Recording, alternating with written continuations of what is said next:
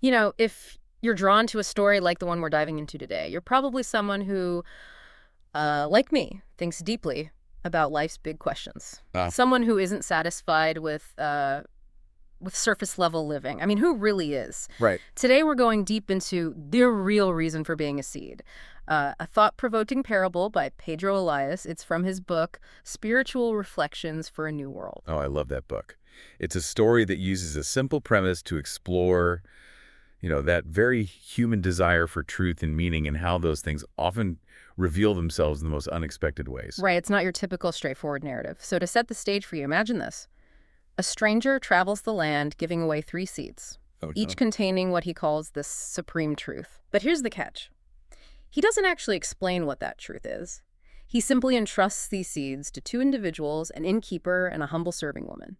And it's through their reactions, their very different approaches to these seeds, that Elias reveals some pretty profound insights Mhm. into how we engage with knowledge, with wisdom, even with life itself. And that's where it gets really interesting, right? You have the innkeeper who seems to value the idea of possessing this supreme truth more than actually understanding it. Yeah. He locks 1 seed away in a vault, treating it like a priceless treasure, and Right. puts the other on display in the temple, almost like, he's showing off. Yeah. It's almost as if he's afraid to do anything with them. Like actually allowing the seeds to fulfill their purpose might diminish their value in his eyes.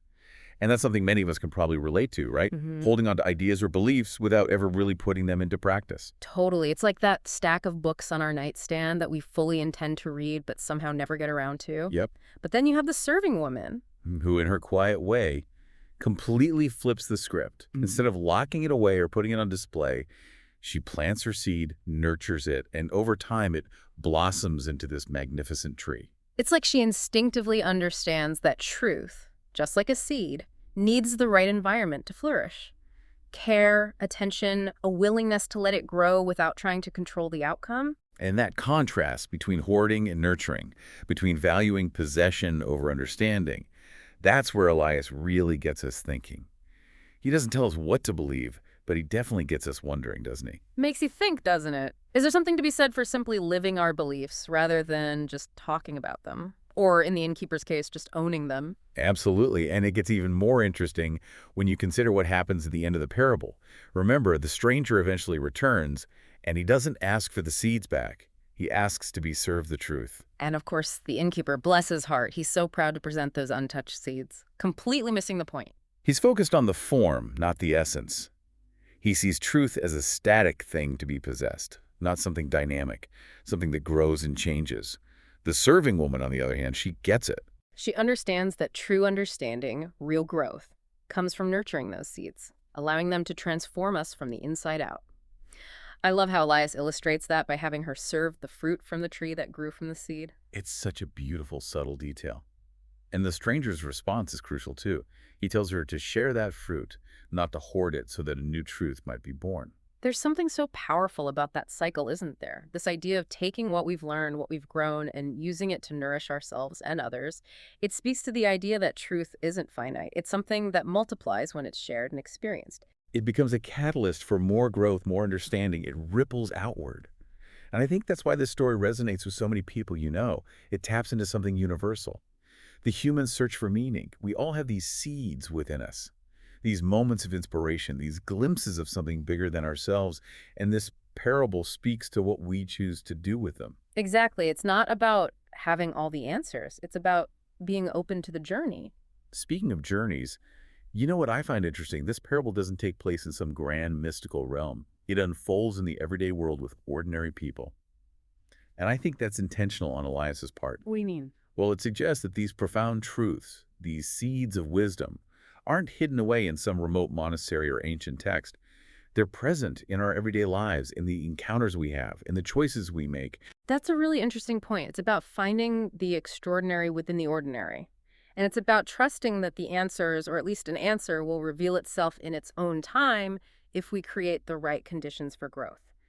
Speaking of which, why do you think Elias chose a seed as the central symbol in this story? Well, the seed is such a powerful metaphor for potential, isn't it? Yeah. It's this tiny little thing, but it contains within it the blueprint for something so much greater, Yeah. something that can nourish and sustain. but it needs those right conditions to sprout and grow. It's not about instant gratification, right? It's about planting those seeds, nurturing them, and then this is the hard part, sometimes trusting the process. Exactly. And being willing to get your hands dirty along the way. I think that resonates with your desire to live a more meaningful life. It's not a passive pursuit, is it? Yeah. It requires active engagement, curiosity, a willingness to experiment, to make mistakes even. Absolutely. Have you ever encountered a seed like that in your own life? Something that at first glance seems small or insignificant, but ended up having a huge impact. Oh, so many times. Yeah. I think we all have those moments, right? A book we read, a conversation we have, even just a fleeting thought that somehow manages to take root in our minds and hearts.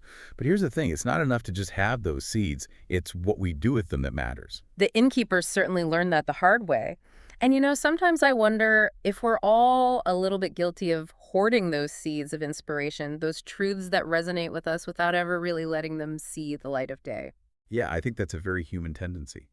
We can be afraid to tarnish these precious insights, or maybe we're just unsure of how to put them into practice. It can be daunting, but you know what? Even the smallest step can make a difference. Just like that serving woman planting her seed, one simple action can set extraordinary things in motion. It's a good reminder that growth often happens gradually.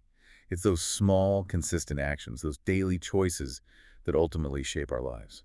So as we wrap up our deep dive into the real reason for being a seed, I'm curious, what's one thing you hope our listeners take away from this conversation? I hope it inspires them to really look at the seeds in their own lives with fresh eyes. Mm. You know, what insights have they been holding on to, maybe even unknowingly, that have the potential to blossom into something truly remarkable? And what one small step can they take today to nurture that growth? Beautifully said. Don't be afraid to get your hands dirty, to experiment, to trust the process. Who knows what amazing things you might cultivate?